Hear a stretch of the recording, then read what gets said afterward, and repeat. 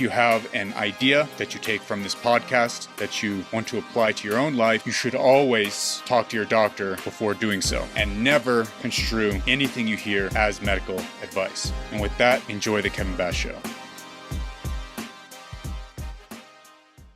Do you tend to lean more towards organic foods, or again, is that something you've debunked?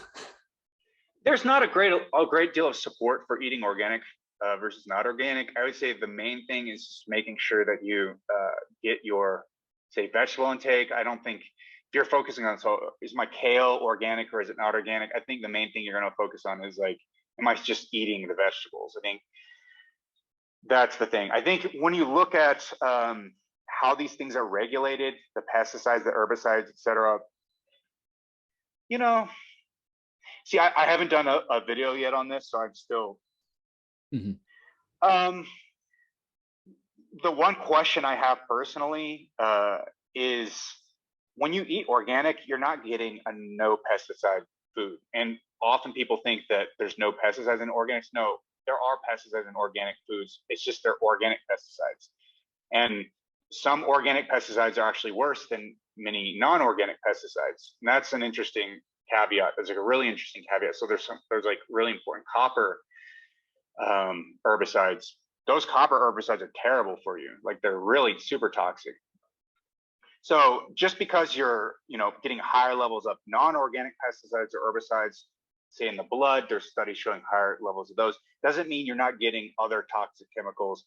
Would I say probably on average when you're eating organic versus non-organic, it's probably better for your body, probably, but the impact is really small, and to the degree that nobody's ever measured it. Nobody's ever gone and had a study and shown in the study that, oh, if I eat organic versus non-organic, like I literally have changes in blood markers. No, besides simply the concentrations, which are extremely small in the blood of these non-organic herbicides and pesticides, there's never been documented any change in health markers, So that's the one thing I'd say, like, it's speculative. Oh, is it going to have an impact? Well, within the concentrations that the regulations have, say that these foods are supposed to have, no. And even when the foods exceed the regulation amounts, they do sometimes. So sometimes they'll look at the residue concentrations and they'll see an excess of herbicide or pesticide concentrations in some foods like that they sample. Even whenever that's the case, these regulations are done so that it's like, the way that the cutoffs are done is that it's like 100-fold less, or maybe even 10,000-fold less than you would ever see any effect. And these are like small effects in like lab animals. So you're getting like, it's a huge margin of safety. So whenever you're getting like twice the lower, the toxic limit, according to these organizations, you need to understand this is like 1,000, this is like 100 or 10,000-fold less than you'd even see a small effect in an animal.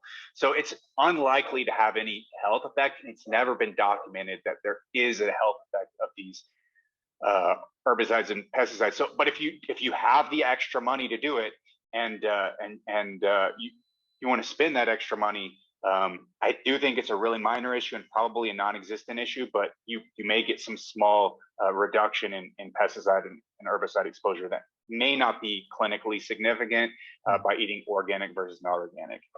I think that's the rough view I'd have.